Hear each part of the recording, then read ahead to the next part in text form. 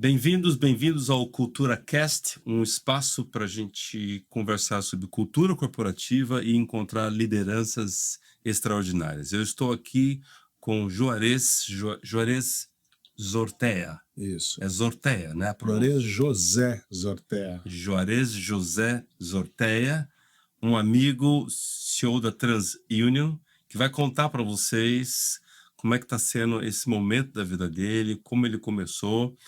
Juarez, muito obrigado pela tua presença. Eu sei que a sua agenda é muito tomada, e eu sei que para estar aqui com a gente se fez algumas concessões. Então, muito obrigado mais uma vez. Obrigado, João. É um prazer estar aqui. Acho que nos tornamos cúmplices de uma jornada, porque o que você faz é o que eu faço. A gente só nos conhecia há mais tempo. É verdade. Muito bom. Juarez, eu tenho aqui uma lista de perguntas e eu vou começar querendo que você conte um pouco mais como é que foi a sua infância, aonde você cresceu, em que região do país. As pessoas vão perceber que você tem um sotaque, acho que é importante você falar da onde foi essa infância. E quais foram as principais influências ou lições que você recebeu dos seus pais que podem ter contribuído para você chegar até onde você chegou hoje, como CEO da TransUnion? É muito legal. Bom fazer esse resgate da história. Uhum. Eu sou filho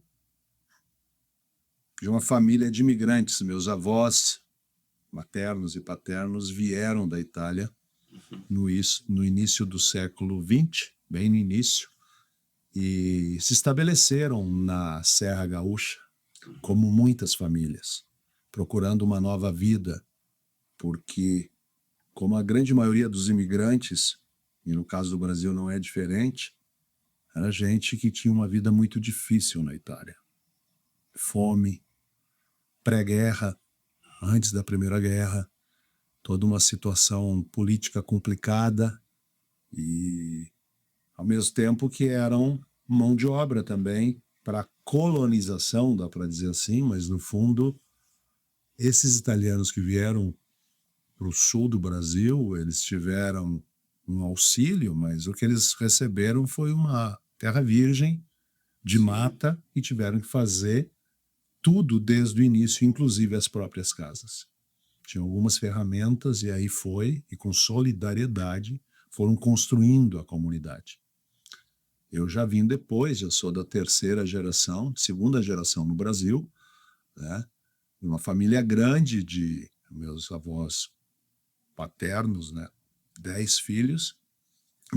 Meu pai foi o filho que ficou junto com a família. Uhum. E meu avô era um comerciante, ele se tornou um comerciante. Eu digo que naquela época, muito interessante, isso ainda existe, mas que é assim, ele era uma casa de comércio ou armazém em que ele vendia produtos, mas ele também comprava, e era um entreposto, porque era o ponto de encontro.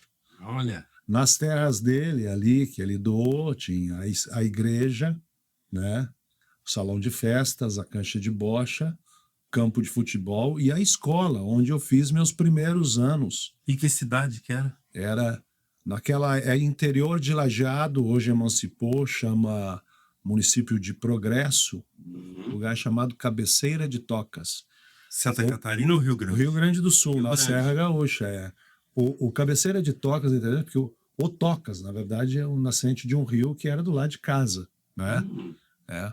A água que a gente tomava vinha de uma fonte da nascente desse rio.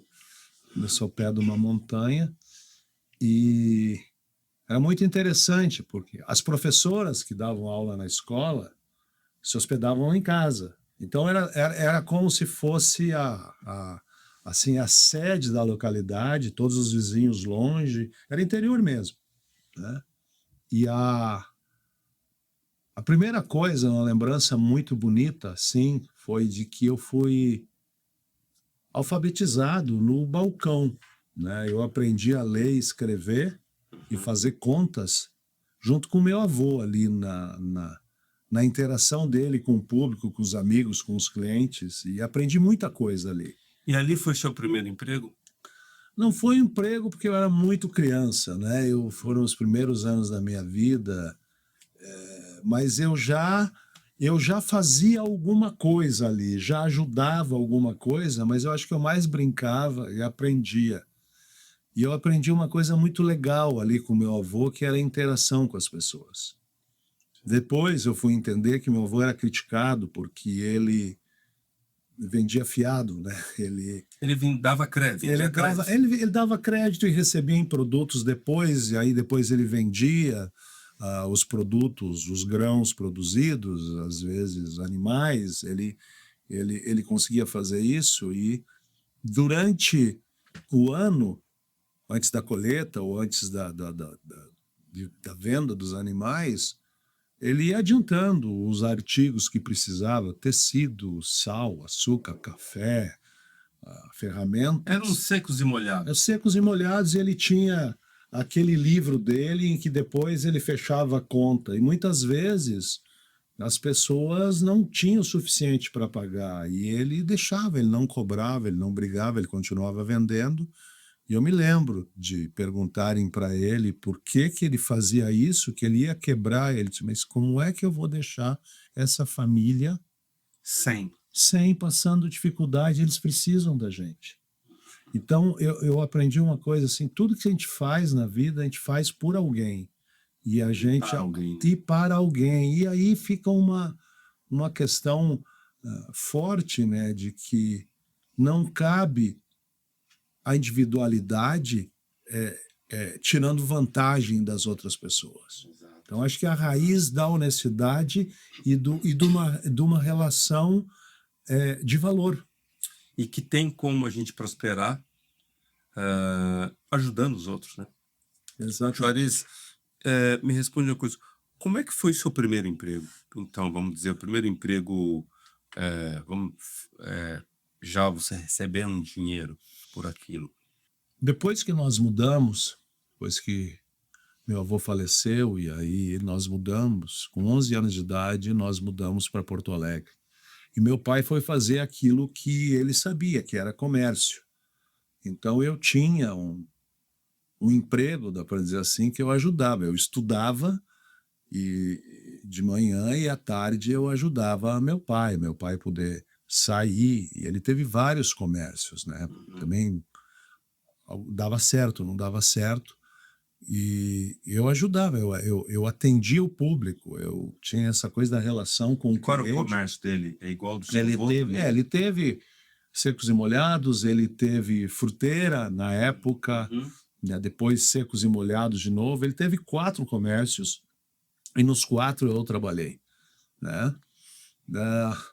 E era uma relação, eu não sabia ainda, mas eu estava formando ali a minha capacidade de interagir com as pessoas e que tinha uma relação comercial ali, mas no fundo era uma relação verdadeira, uma relação muitos amigos. E aí aprendi também o bom cliente, o mau cliente, o que te explora ou não. Certo. O aprendizado importantíssimo do meu pai, que foi aquela história de assim, jamais se envolva, jamais dê bola para um fiscal. Tinha fiscal de saúde, tinha fiscal de receita, jamais me chama para conversar que eu converso com eles, mas jamais dê alguma coisa. Porque dinheiro. Dinheiro, trate bem, trate com respeito, mas jamais faça isso, porque a relação tem que ser formal, tem que estar certo, a gente tem que pagar nossos impostos, se a gente estiver errado, a gente vai corrigir, porque essa relação não é sustentável. Você fica escravo dessa relação para sempre. Era um princípio de ética que, para mim, ficou muito sólido, e eu lembro desse, foram mais coisas, não lembro desse aprendizado. Muito interessante. Porque era uma época que era muito comum fazer acordo, né, com os fiscais. O cafezinho. Isso. Meu pai nunca permitiu isso. Nunca permitiu. Era uma retidão, mesmo com que isso causou problemas para ele e às vezes até perseguição, porque de acharem coisas erradas, ele tá tudo bem, a gente corrige. É melhor a gente a gente paga a multa. a gente paga a multa, a gente corrige, porque é muito melhor fazer isso do que você entrar no caminho da facilidade. Essa facilidade te deixa escravo. É riquíssimo isso, porque hoje você ainda encontra casos de executivos, até CEOs que eu conheço, que quando são abordados por um guarda rodoviário, eles mesmo já me falaram que eles propõem algum acordo para o guarda rodoviário. Isso é, Isso isso é nos dias de inaceitável. hoje, né? Isso é inaceitável. E eu estou entendendo muito bem que a herança da sua família é uma família de trabalho duro, de persistência, mas de retidão, É. né? De retidão. Floris, como é que você foi parar na TransUnion? E o que é a TransUnion? O que que ela faz? Essa empresa, ela é nacional? Ela é multinacional? Dá um contexto aí pra gente. Ok, vou falar primeiro da TransUnion, né? Orgulho enorme, a trajetória de quase 12 anos e meio da TransUnion, desde que 12 anos e meio, desde que ela chegou ao Brasil, comprando empresas. A TransUnion é uma empresa que a gente chama de Data Insights. Basicamente, a TransUnion usa dados e ciência dos dados para ajudar as empresas na relação com os consumidores. Avaliação de riscos, segmentação, crédito, combate à fraude, segmentação para marketing. Uso uma companhia de altíssima tecnologia, multinacional, uma empresa com 20 bilhões de dólares de valor de mercado, uma empresa que está em mais de 50 países e que chegou no Brasil em 2011. Fazendo aquisições de quais empresas na época? Adquiriu em 2011, janeiro de 2012, na verdade, a Crivo, que era uma empresa de plataforma de automação de decisão, super estruturada, uma startup nacional de fundadores nacionais, uma empresa que tem uma trajetória maravilhosa e é líder de mercado até hoje, virou uma linha de produto. Virou pilar. Um pilar fundamental do que a gente construiu. E a segunda empresa foi adquirida em 2013. Aí eu já era o presidente do Brasil, uma empresa de base de dados chamada Zipcode, que é o pilar do que hoje a gente tem de birô de dados, que a gente foi construindo depois. E a TransUnion está em quantos países? Mais de 50 países. Você falou mais de 50? Mais de 30 países, desculpe. E o que representa o Brasil nesse mercado da TransUnion global? O Brasil é o maior mercado de informações de risco e crédito e antifraude fora dos Estados Unidos. Uau. Então, é o maior mercado, potencial enorme. Ainda temos uma presença pequena perto do tamanho do mercado, mas nesses 12 anos aí a gente vem crescendo todos os anos, a operação super saudável e desenvolvendo as capacidades ou parte das capacidades que nos permitirá ter uma presença significativa no mercado, mas a presença no mercado, para mim, é óbvio que tem que ter, porque o que a gente quer mesmo é ter impacto na vida dos brasileiros. A gente acredita que, se tivermos um papel relevante nessa equalização da relação entre as pessoas e os consumidores, nós ajudaremos a melhorar a qualidade de vida dos brasileiros, dando acesso a bens e serviços. O crédito é uma das formas.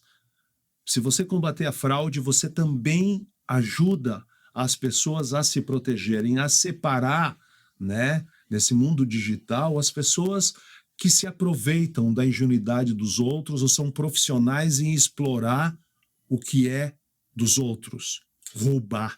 Então, assim, a gente acredita muito de que com tratamento responsável dos dados e transformando isso em informações que possam ser usadas, a gente aumenta a confiança na relação entre pessoas e empresas, entre empresas e empresas. que é fundamental para a crença de um país, né? Porque existe países onde a população perdeu a crença no sistema bancário, perdeu a crença em alguns órgãos governamentais e a confiança nos dados aumenta essa crença, né? É. Então você tem uma boa visão do país pelo olhar de dados, né? O que você poderia contar para nós? Que país é esse que você vê? Porque a gente vê um país que a gente olha notícias de jornais, que a gente acompanha aqui e ali, mas você vê o país por uma outra perspectiva nesses últimos anos. Que país que você viu? Bom, eu vou dividir minha resposta em 3 pedaços. Uhum. O primeiro deles, assim, é o meu país. O Brasil é um país maravilhoso, gigante, diverso, capaz, formado por muitas etnias, e nós nos tornamos uma mistura maravilhosa de povos, de ritmos, de crenças, e nós convivemos muito bem com isso.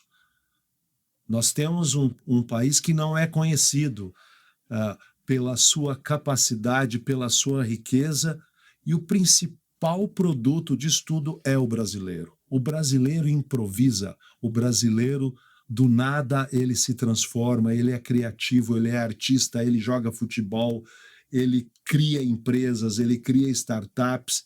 Com pouco ele faz muito. Os executivos brasileiros sabem lidar com a diversidade, sabem lidar com a diversidade, acolhe. O brasileiro é bonito, tem a alma bonita e ele consegue fazer coisas com uma visão, sabe, multilateral. Ele aceita o outro. Até demais. Eu acho que aí tem uma questão a gente trabalhar. De limite. E da gente realmente ter a identidade e dizer por que a gente está aqui e o que a gente precisa. Mas esse é outro aspecto. Então, eu venho de uma raiz italiana, mas eu sou parte desse brasileiro diverso, assim, que formam esse país. Então, país enorme, né? O segundo aspecto é que o Brasil tem um problema tremendo de distribuição de renda. Uhum. Né? Esse é um olhar que você percebe. E assim, se a gente for ver... Pela lente que você... Brasil, quase 220 milhões de brasileiros, se a gente vê a população ativa, economicamente ativa, que trabalha, gera renda e enfim, que movimenta a economia, né? Menos de 30% dos brasileiros têm acesso a crédito. Ou seja, pelos seus dados, tem uma relação de confiança com quem está fazendo o negócio. Então nós temos um mercado gigantesco ainda. Gigantesco e uma exclusão enorme. Então nós podemos falar assim que o Brasil não é um país pobre, é um país injusto ou desigual. O Brasil é muito desigual. Mas nos últimos anos tem acontecido uma coisa maravilhosa, é de que há uns 15 anos, mais ou menos, talvez, se abriu a legislação brasileira, principalmente o Banco Central, ele fez uma regulação que permitiu que houvesse mais concorrência. O Brasil, houve uma consolidação muito grande do sistema financeiro, e o sistema financeiro que é realmente muito desenvolvido, muito bem feito. Muito robusto, né? Robusto. Não precisava correr risco de dar crédito, de vender para esse brasileiro que é invisível, que não é conhecido. Uhum. Então, houve uma mudança da legislação, houve uma mudança importante com a criação do cadastro positivo, em que as instituições do setor financeiro, telecomunicações, utilities, água, gás, esgoto, passam obrigatoriamente a contribuir com os dados da transação, e foi onde nós construímos um bureau de dados também. A TransUnion é certificada desde 2022 pelo Banco Central para operar. Com essa informação, nós conseguimos ter mais informações dos brasileiros. Hoje nós temos 111, 112 milhões de consumidores com os dados transacionais da sua história, conhecidos pelos birôs de dados, e com isso a gente consegue entender o comportamento de pagamento. Ao fazer isso, a gente tem mais brasileiros, né, conhecidos, não invisíveis, portanto, com uma história, alguns com uma história muito curta e pequena, como consumidor, por história de crédito, mas, por outro lado, uma miríade de fintechs, de empresas que olham e dizem assim, não, eu quero fazer negócio com esse brasileiro. Então, o mercado tá acontecendo uma mágica, com dados, com informação, com uma oferta de serviços financeiros, de serviços de educação, seguros, de empresas olhando para essas outras partes da pirâmide, né? E o brasileiro querendo crescer na vida. Então, isso gera uma coisa mágica, que a gente chama de inclusão financeira, mas que gera mais negócios, as empresas dão mais certo, as pessoas têm mais acesso a bens e serviços, elas conseguem crescer, montar seu negócio, financiar sua moto, construir sua casa, montar seu pequeno negócio. A mágica acontece, isso movimenta a economia. Ao movimentar a economia, gera mais pagamento de impostos, mais pagamento de impostos geram mais serviços públicos essenciais e a economia toda prospera. Está acontecendo no Brasil o que já aconteceu em outros países e está acontecendo em outras economias que têm a mesma composição demográfica e distribuição de renda econômica, como a Índia, por exemplo, como a África, como a Colômbia, como o México. Então, assim, não é único nosso esse fenômeno, mas é algo que é possível e eu acredito muito que isso vai transformar a autoestima do brasileiro, a qualidade de vida do brasileiro. Nos próximos anos. E aí que eu tenho muita sorte, porque eu amo o que eu faço e tenho o privilégio de poder construir uma empresa, dá para dizer assim, no país que tem esse propósito de me ajudar a melhorar a qualidade de vida. Puxa vida, coroa a minha carreira executiva, porque eu e todos os meus colegas na TransUnion estamos ajudando a melhorar o Brasil, nós estamos construindo um impacto positivo. Juarez, se você pudesse nos contar quem era a TransUnion assim que o Juarez entrou e quem é a TransUnion agora, para as pessoas terem a ideia, o que uma liderança carismática e intencional consegue provocar numa empresa. A TransUnion estava chegando no Brasil.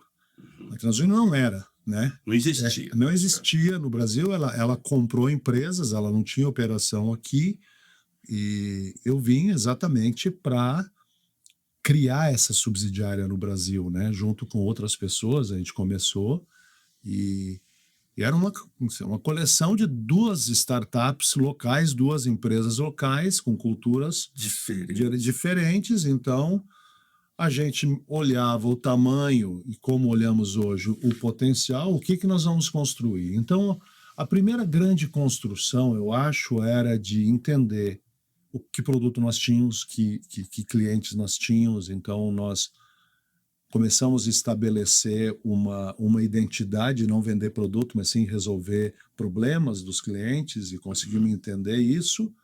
Conseguimos, eu acho, que construir uma cultura muito forte. A TransUnion no Brasil hoje tem os melhores indicadores de engajamento de funcionários da operação no mundo por anos já. Poxa.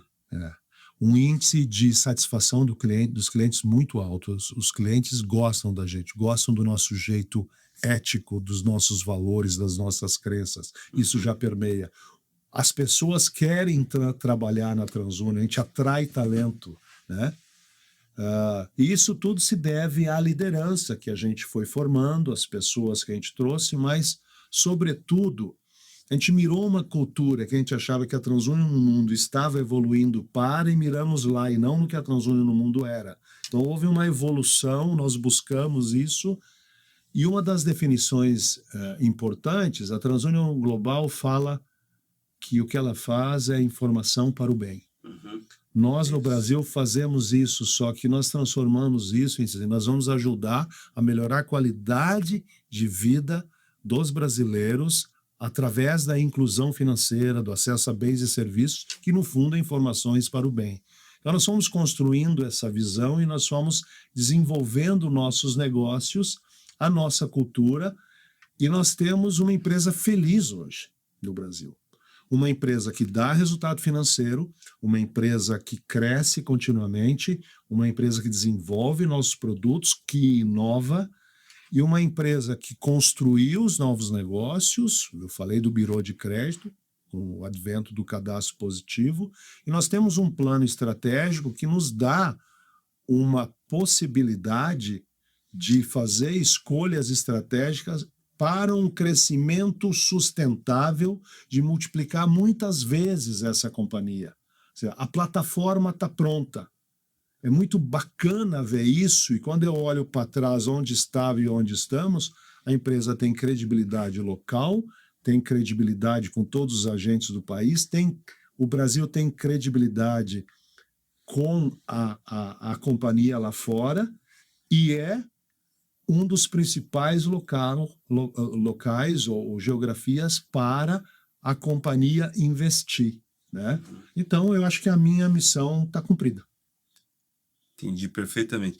Então, é uma empresa que ela tem o foco na análise, no processamento e na segurança de dados, mas ela tem um viés social muito grande, né? Porque ao você entregar um dado de uma pessoa física, você está construindo uma cápsula de consumidor, em volta dele, e entregando esse consumidor pronto para instituições financeiras ou comércio. É isso? É isso. Eu acho assim, a gente gera confiança através do uso responsável e cuidadoso dos dados dentro da legislação brasileira, que é extremamente sólida. O LGPD, a Lei Geral de Proteção de Dados, é muito sólida, é moderna, e todas as certificações que nós temos nos tornam capazes de ofertar esse serviço protegendo as informações dentro da lei. E nós temos uma governança interna também, que eu posso afirmar é superior às exigências de todas as legislações, porque a nossa matéria-prima é o dado. Então, a gente tem que tomar muito cuidado, seja em termos de segurança da informação, mas também na questão ética de para que se usa, como se usa e como a gente protege os dados do consumidor e das empresas. Uma questão muito importante. Precisamos todos os dias estar muito atentos com relação a isso, até porque isso é absolutamente necessário. Há uma necessidade do brasileiro se convencer de que ele se expõe o tempo todo nas redes sociais, ele dá endereço, foto dos filhos, onde estuda, CPF, de uma facilidade muito grande, e acaba sendo vítima. A cada segundo no Brasil há literalmente, a cada segundo há várias tentativas de fraude. Pelo menos metade dos brasileiros já foi vítima de fraude de alguma forma no Brasil. Então, assim, é muito importante também que o brasileiro adquira essa confiança de compartilhar os dados, mas também o seu comportamento de se proteger. Porque ele é um pouco inocente, né? Eu não sei se todo consumidor outros países que vocês atuam também se comporta dessa forma, mas eu vejo o brasileiro um pouco inocente com os dados, né? Esse é um comportamento humano. Eu acho que o advento da internet, redes sociais, fez com que as pessoas ficassem, assim, às vezes não percebem o grau de exposição que elas têm. A gente se protege fisicamente, mas não se protege digitalmente, né? Isso. A outra coisa que eu também acho que é a questão do país o nível de educação financeira que nós brasileiros temos é muito baixo. A gente não aprende economia básica. A gente não aprende o uso responsável de crédito desde o princípio, a gente não aprende a investir. Isso é um outro aspecto, o uso do dado, mas também como a gente pode prosperar financeiramente. Acho que há uma questão de educação super importante que é necessária para a evolução do brasileiro como cidadão. E quais foram os maiores desafios que você enfrentou ao longo da sua gestão na TransUnion? Acho que isso já permeia, não só na TransUnion, mas desde sempre. O maior desafio, eu acho que é convencer as pessoas de que nós estamos em uma empresa para construir algo maior do que o resultado do final do mês. O maior desafio é de que um trabalho, um emprego não é uma relação transacional de pega o salário e vai embora. A gente tem uma causa, a gente tem um propósito. Construir, achar esse lugar comum, essa visão futura, é o mais difícil. É a raiz de qualquer cultura, é o que move uma empresa, em de que por que nós estamos aqui.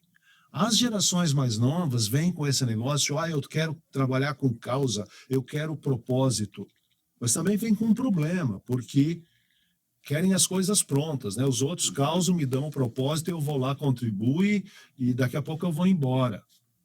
Nós temos um índice muito baixo de troca de pessoal. As pessoas gostam de ficar dentro da TransUnion porque é um lugar acolhedor, porque tem propósito, é uma coisa muito boa. Isso é parte da cultura, mas é muito difícil de construir. Cultura é algo que se constrói todos os dias. O norte, o propósito, o porquê que a gente está aqui, não, isso não muda. Todo o resto pode mudar, mas isso não muda. O CEO da Microsoft, o Satya Nadella, tem aquela frase dele que o papel do CEO é ser o curador da cultura. Você concorda com ele? Acha que ele está equivocado? Como que você contribui para essa opinião, para esse pensamento? Eu gosto da opinião dele, mas eu enxergo um pouco diferente. O CEO, o líder, tem que ser apaixonado pela cultura. Certo. E aí ele consegue ser o curador, mas se a cultura não se sustenta só pela visão do CEO ou dos líderes, ela se sustenta pela crença das pessoas que aquele é o ambiente que elas querem estar. E aí é onde, isso eu aprendi no meu tempo da HP lá atrás, em que a cultura é muito mais forte do que qualquer individualidade, do que o caráter ou a personalidade de qualquer pessoa. É impossível que alguém com desvio consiga sobreviver em uma cultura em que a integridade, por exemplo, a paixão pelo cliente, por fazer um trabalho bem feito, é a forma de ser. Então, é claro que o guardião máximo, ou o curador, ou o que faz as correções, é o CEO, mas são todas as pessoas. A cultura é madura na medida em que as pessoas já não conseguem mais viver com aquilo que não é da cultura. E quando é que você descobriu, em que momento da tua carreira, que uma das grandes atribuições suas era zelar e cuidar da cultura? Isso veio em forma de uma encomenda pelo conselho ou do seu gestor a quem você se reporta nos Estados Unidos, ou foi uma conclusão própria sua? Em que momento que isso veio? Eu talvez tenha a sorte de ter sido formado no seio de uma família e depois nas minhas atividades profissionais de estar próximo de pessoas que me inspiraram e eram assim. Então eu sempre acreditei na integridade, na visão, na honestidade de intenção e sempre fui muito transparente com relação a isso. E eu percebi que as pessoas gostavam disso e se aproximavam de mim. Quando eu saí da HP, na metade de 2012, e que tinha uma cultura muito forte, Na HP eu tive o papel, além de ser o vice-presidente comercial, os vários papéis que eu tive lá, eu fui o gestor do Instituto HP. Nós fizemos várias ações de inclusão digital na época, garagem digital, um monte de coisa. E eu lidei, fui estudar, inclusive, nessa época, o que era o terceiro setor, e fiz cursos formais para entender. E aí eu descobri que uma empresa é muito mais do que a empresa, ela está inserida num contexto. E se ela tem impacto social, é muito importante. Aí nós fizemos, eu tive vários aprendizados, mas a gente fazia impacto social, a gente fez aqui em São Paulo, Meninos do Morumbi, fizemos lá em São Mateus, o que a gente chamava de garagem digital, levamos isso para o Ceará. E o que a gente percebeu é de que, ao dar educação digital para as pessoas, você traz as pessoas, dá uma nova perspectiva, mas as pessoas não têm referência. Então, assim, isso não necessariamente dá emprego, porque as pessoas não sabem falar. As pessoas não sabem escrever um currículo. Aí começamos com um projeto de mentorados, de mentores internos da companhia que adotavam esses meninos e meninas que passavam por esse processo. Ao fazer isso, nós descobrimos que as pessoas não estão preparadas para ajudarem os outros. Tivemos que dar... Foi muito mais difícil preparar os mentores do que fazer inclusão digital e formar os meninos, porque nós estamos acostumados, principalmente quem já está incluído ou quem já tem o privilégio de ter uma boa renda, uma família estruturada, a gente pensa que o mundo é assim. O mundo ali fora é muito mais difícil. Então, ao perceber isso, você vê que tem pessoas que querem fazer voluntariado, você quer pessoas que querem fazer uma boa gestão. E eu percebi que se não tivesse como trazer essas pessoas para o propósito comum, você não consegue construir nada, você não consegue desenvolver as pessoas, os funcionários, você não consegue causar impacto. Então, quando eu vim para a TransUnion, eu já tinha tido toda essa exposição profissional numa empresa estruturada, com valores, coisa e tal, escrever um livro sobre a HP. E eu vim para a TransUnion e eu disse, ó, escreverão um livro sobre o que a gente vai fazer, porque a gente tem a chance, não temos nada aqui feito, nós temos que construir tudo. A minha primeira decisão foi trazer uma pessoa de recursos humanos que tinha essa cultura, e veio alguém da HP para trabalhar comigo. Um ex-HP. Um ex-HP, que tinha isso, acreditava, isso já tinha sido formado. E aí nós fomos construindo. E se você fala com a liderança hoje, qualquer líder, ou qualquer liderado dentro da TransUnion Brasil hoje, você percebe que isso já permeou. Então está muito maior do que o impacto de um líder. Tanto é que o desafio que nós temos agora dentro da companhia que nós estamos fazendo é como fazer uma gestão mais linear e sem gerente. Não precisa de chefe para fazer aquilo que é certo, se você sabe o que fazer. E aí é onde precisa, é muito mais difícil, porque ao fazer um planejamento estratégico, ao fazer o plano, cada pessoa tem que se enxergar ali dentro e ver seu papel. E aí, inclusive, as pessoas vão além. Mas é preciso dizer, o norte é esse, mas o teu papel, você não está só no ônibus, você também vai dirigir o ônibus. Né? E assim, é muito difícil essa gestão, mas ela é muito prazerosa, porque não dá para parar mais. Bom, então, Juarez, o que eu queria saber de você, assim, como você pilota uma empresa que, por sua vez, monitora números e dados, que dado virou o petróleo, né? Virou ouro, né? O dado de uma pessoa física.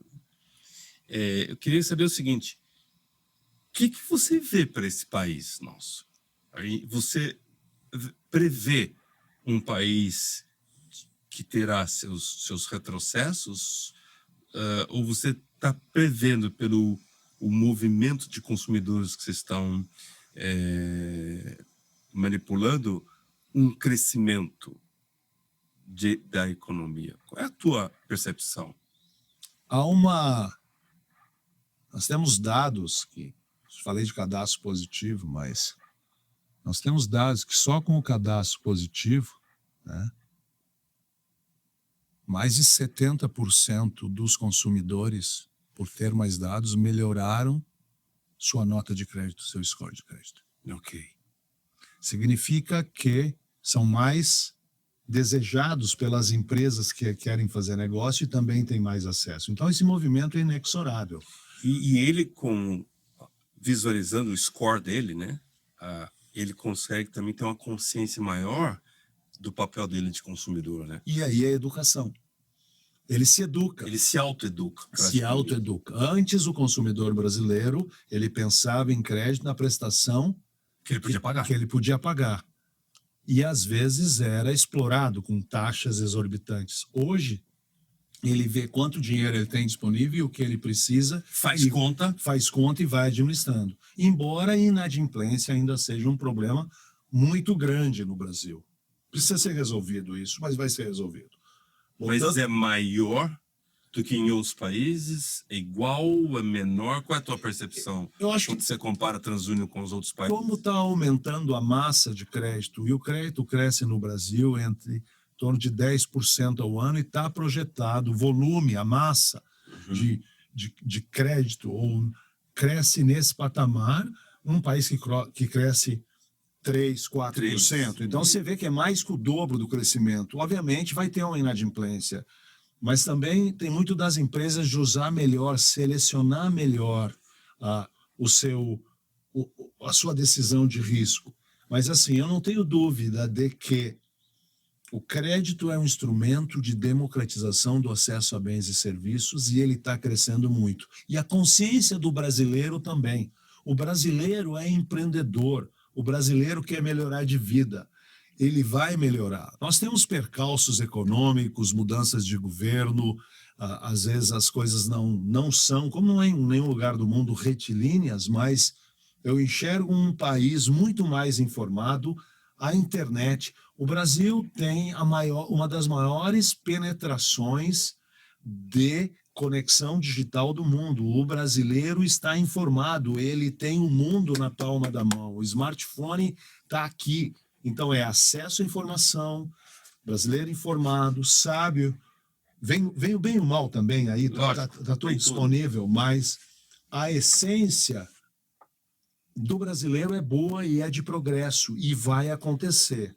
Eu acho que tem uns problemas básicos do país, de educação, de serviços básicos, de infraestrutura, de mobilidade, de logística, de integração, de comunicação, que pode ser melhorado, mas o governo está virando digital já há alguns anos, a interação toda está sendo digital, e a relação entre pessoas e pessoas, pessoas e empresas também é digital. Na medida em que há uma melhor distribuição econômica, na medida em que há uma melhor preparação das pessoas para empreender e para participar, hoje está uma carência muito grande de empregados qualificados. É muito difícil você contratar gente boa. Todos os empresários, as empresas reclamam disso. Virou um assunto recorrente. Exato. Então, algumas variáveis estão indo na direção de um país muito melhor, com mais oportunidade para as pessoas. Eu sou um otimista nato, mas eu acho que o brasileiro também é. O que a gente brinca, né? A ginga do brasileiro de transformar uma situação complexa com criatividade em algo muito melhor é fundamental. E nesse cenário, você olha a TransUnion, ela no momento hoje de consolidar a base que ela já tem, ou você recebe sinal verde da matriz de se surgir uma oportunidade de mercado, vamos conversar para fazer uma aquisição?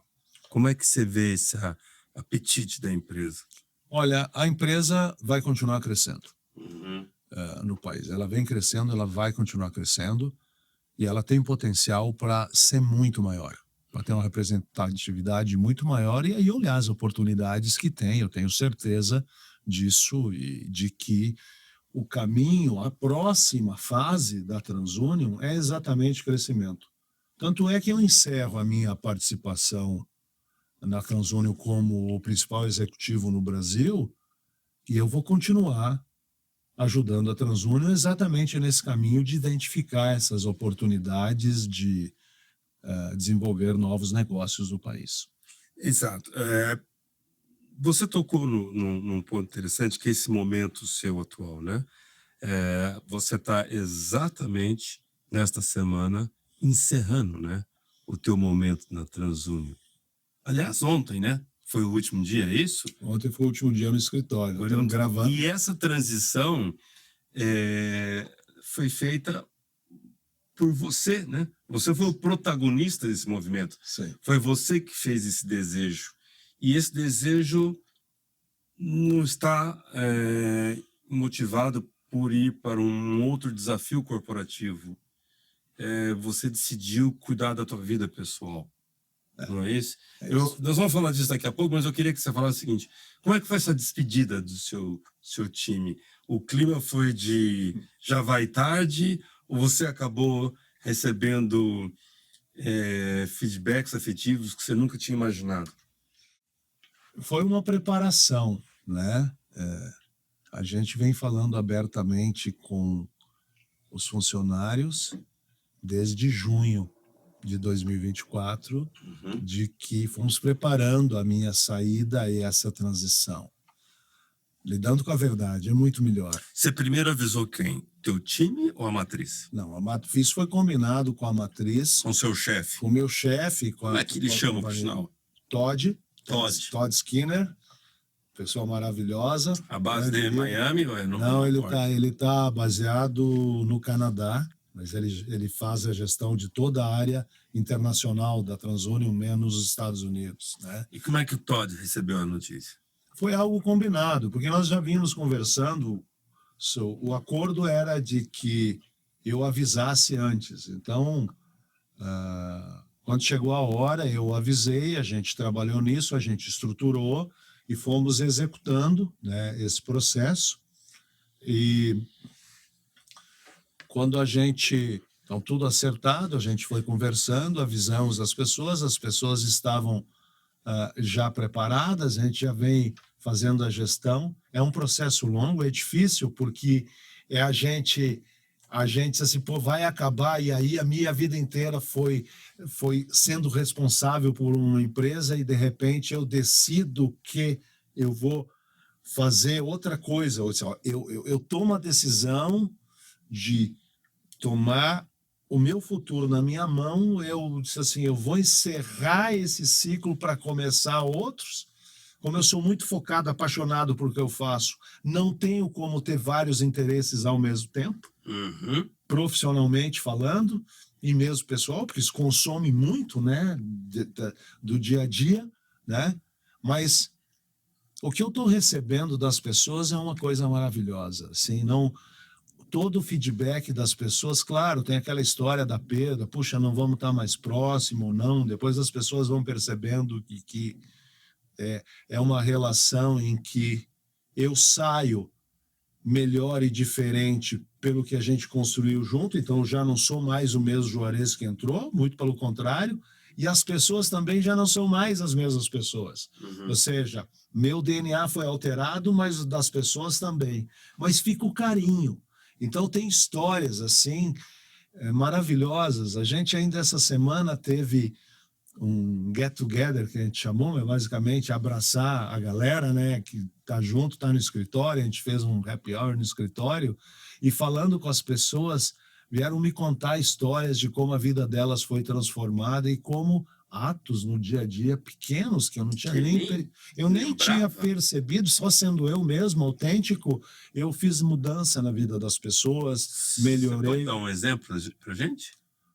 Olha, teve um exemplo, sem citar nomes, eu tenho um exemplo de um funcionário nosso que hoje é um líder, é um gestor, e que na época que nós tivemos a conversa, ele estava com um problema de saúde, ele não estava bem, e eu percebi, fiquei sabendo, e chamei ele para conversar. Tivemos uma conversa, o acolhi, ele contou o que estava acontecendo, além de eu acolher, eu dei umas recomendações. E um dia ele chegou, não agora ele disse de novo, né, me abraçar, mas ele disse assim: meu pai e minha mãe te amam, porque você transformou minha vida, você salvou a minha vida. E Olha, porque ele estava numa situação, é muito comum hoje em dia, né, de essa coisa da saúde mental, né, ele já naquela época, anos atrás, teve um isso, burnout. é um burnout, a pessoa não estava bem. Antigamente chamava estafa, né? Agora tem um E nome mais é forte para super isso. comum, isso está no mundo todo, isso acontece dentro das companhias, nas famílias, e a gente não está muitas vezes preparado para acolher, para entender, né? Mas assim, está sendo maravilhoso esses aspectos do humano, do amor, do carinho. E aí que você percebe, você puxa esse negócio de ter propósito, de ter valores, de acolher as É pessoas, importante, é maravilhoso. é maravilhoso. Como é que você se interessou por accountability? Como é que isso entrou aí na tua agenda como CEO? Em qual momento? Se foi ainda na HP ou se já foi na TransUnion? Como é que isso surgiu? Que foi um dos pontos que nos aproximou, né? É, foi, João. Eu acho assim que eu não sabia que eu precisava de accountability. É, Porque eu acho que eu fui desenhado assim, me sentindo responsável pelas coisas. Eu nunca consegui entender que alguém que estivesse fazendo algo não se interessasse pelo resultado final. E durante a minha vida eu fui percebendo que as pessoas tinham uma relação transacional. Vou trabalhar, recebo salário, mas não se importava muito com o impacto do seu trabalho. E eu achava isso muito estranho, e eu até julgava as pessoas, sabe? Puxa, mas aquela pessoa lá.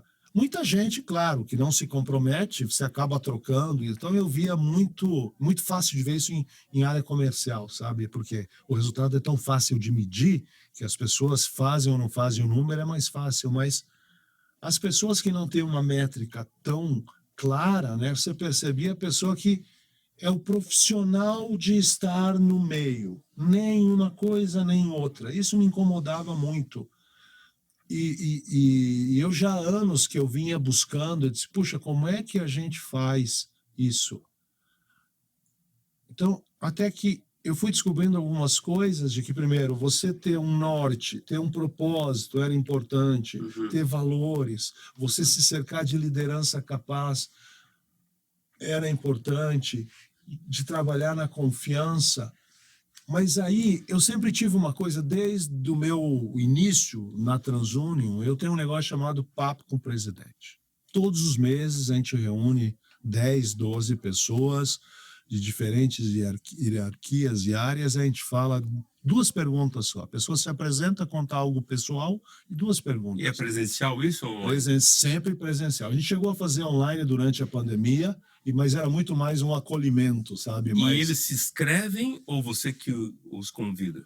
Não, a gente convida e Certo. assegura que tem uma representação e chega um momento que as pessoas, eu quero, porque faz tempo que eu não fui ainda, coisa e tal, virar um negócio legal.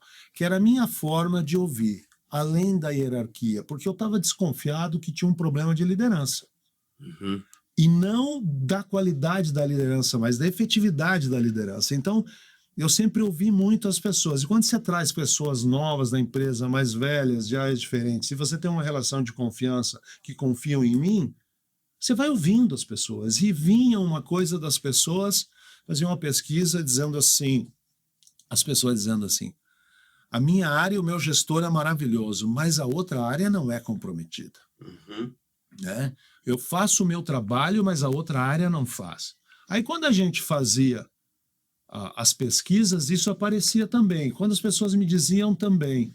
Aí quando eu perguntava o que a gente faz a pergunta, né? O que funciona, que você manteria e funciona, e o que não funciona, que tem que melhorar, ou o que é um ponto fraco. E é incrível que as pessoas têm opinião. Por que elas não falam? Por que elas não apontavam esses problemas? Por que isso não permeava? Né? Por que elas não chamavam para Por que si não chamar? a rir pra Por que não responsabilidade? apareciam? Então tinha uma questão de medo, de eu faço meu trabalho, mas não é comigo. Então, eu fui percebendo isso como você tem alguma coisa que está travada aí. Por melhores profissionais que nós temos, um ambiente maravilhoso que nós temos, por que isso não acontece?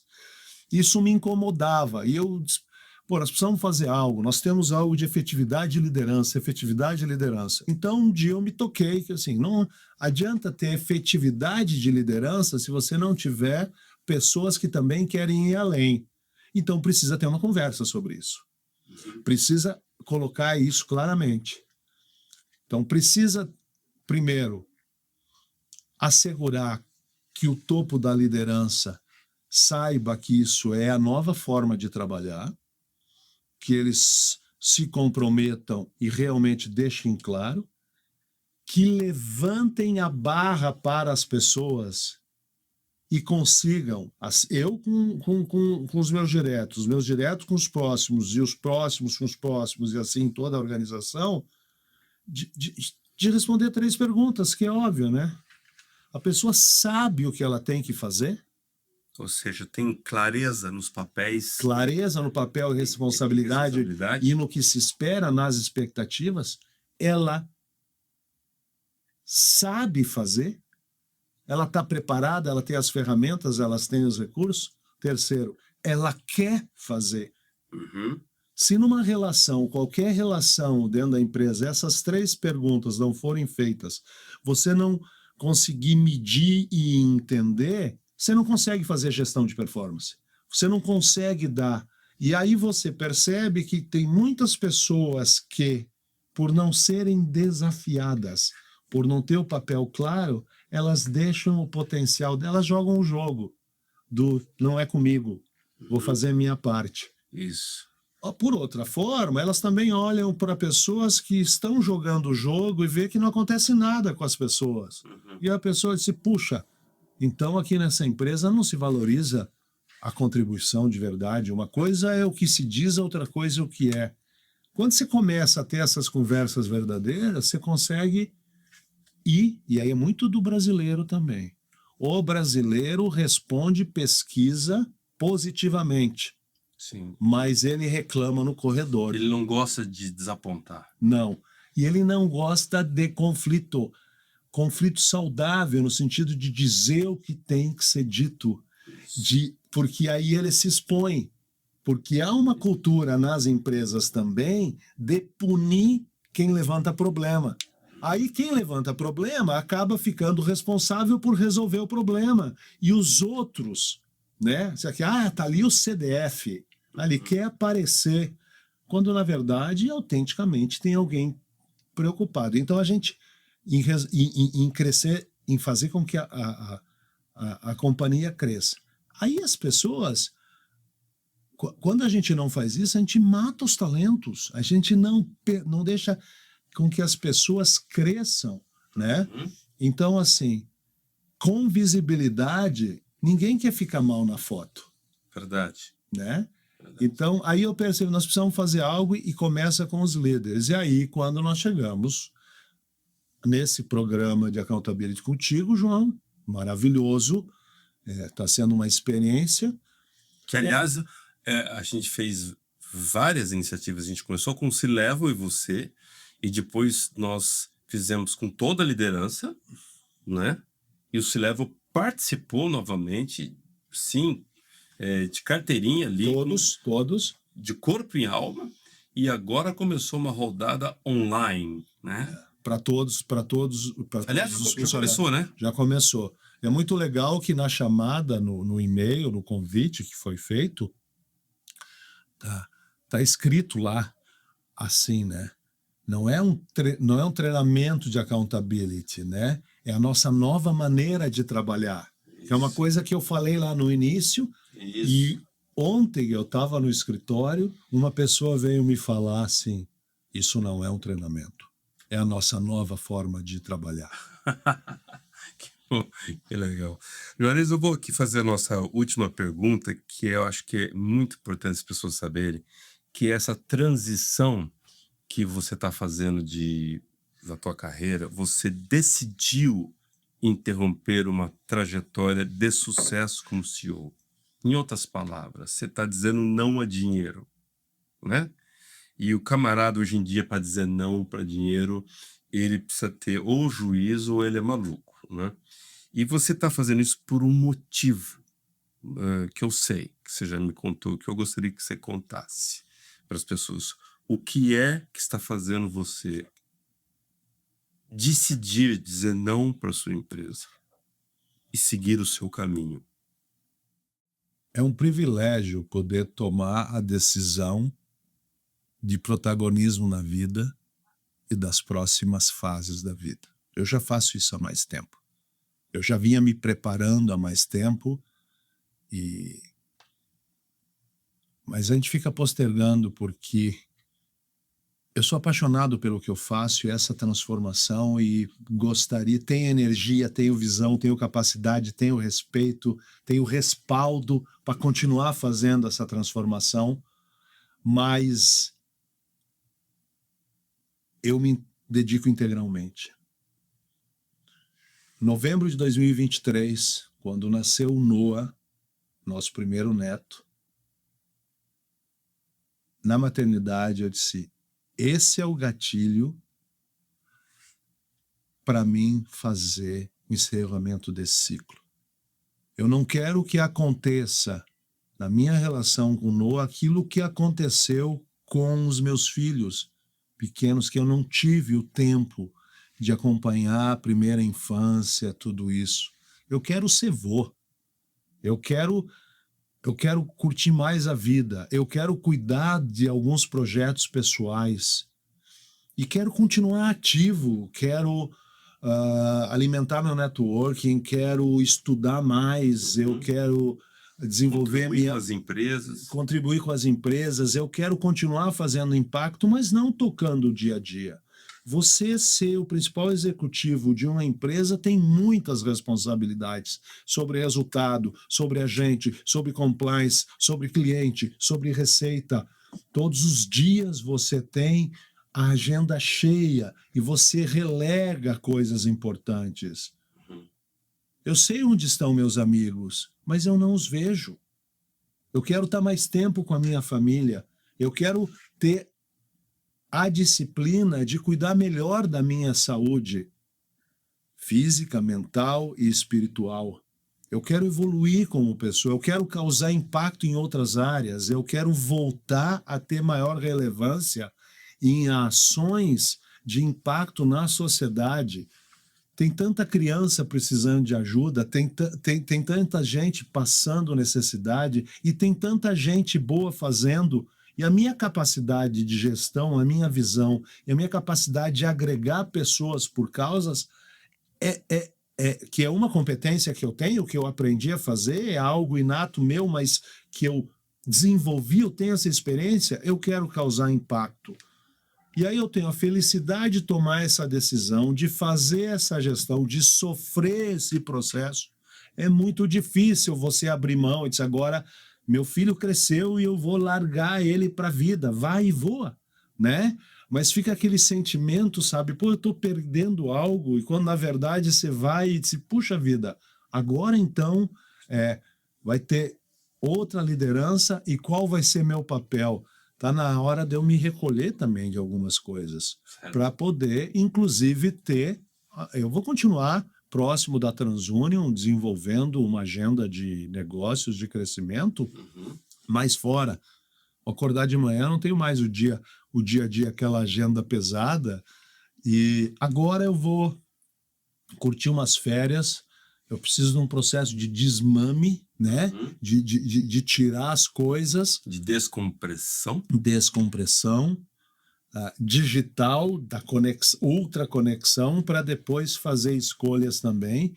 E, de novo, tomar cuidado para mim não me envolver com coisas demais. Uma característica minha de me apaixonar. De mergulhar fundo, né? Mergulhar fundo. Eu vou ter que fazer escolhas, porque a minha prioridade agora passa por cuidar de mim, para poder cuidar da minha família, para poder causar impacto nas empresas e na sociedade. E isso é saúde mental, isso é equilíbrio e é um processo maravilhoso.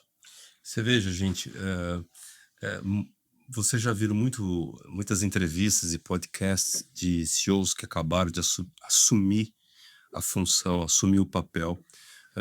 E já viram também entrevistas de CEOs que estão no meio da sua carreira. Vocês estão tendo o privilégio de ter uma entrevista de um CEO que está entregando o cargo, né? E entregando o cargo não é porque vendeu a empresa ou porque vai para uma outra carreira, um outro momento, mas simplesmente porque vai cuidar da vida dele. Isso é muito interessante a gente notar, porque a gente fala muito de qualidade de vida, né? Mas qualidade de vida implica em a gente abdicar, em dizer não para uma série de confortos, de decisões e de garantias. O Juarez ainda é muito jovem, ele teria uma carreira ainda de décadas ainda no meio executivo. Ele vai ter a carreira dele profissional, mas provavelmente colocando a vida dele e a qualidade da vida da família, da esposa, dos filhos e principalmente do Noah, do neto, em primeiro lugar. Juarez, muito obrigado. A gente poderia ficar aqui conversando mais facilmente algumas horas. Com certeza vou te convidar novamente para a gente continuar essa conversa. Eu te agradeço muito por esse momento que você compartilhou conosco. Obrigado. Numa época especial e com a confiança de que estou falando contigo, João, porque é um presente que a gente dá para a gente mesmo e para os outros. E é o que a gente está fazendo junto lá na companhia, dando um presente para as pessoas e aportar um norte de que elas são responsáveis pelo futuro. Sabe? Ah, vai vir um novo CEO. Tá bom. Aí o que você vai fazer para ajudá-lo, né? Exato. Qual é o teu papel? Qual o teu papel? Eu acho que ali você deixou um legado muito forte em termos da cultura, nas pessoas que você soube selecionar e principalmente nessa última ação de desenvolvimento que você fez com eles. É isso aí. Foi muito bom. É isso aí. Muito obrigado. Obrigado, João. Até mais.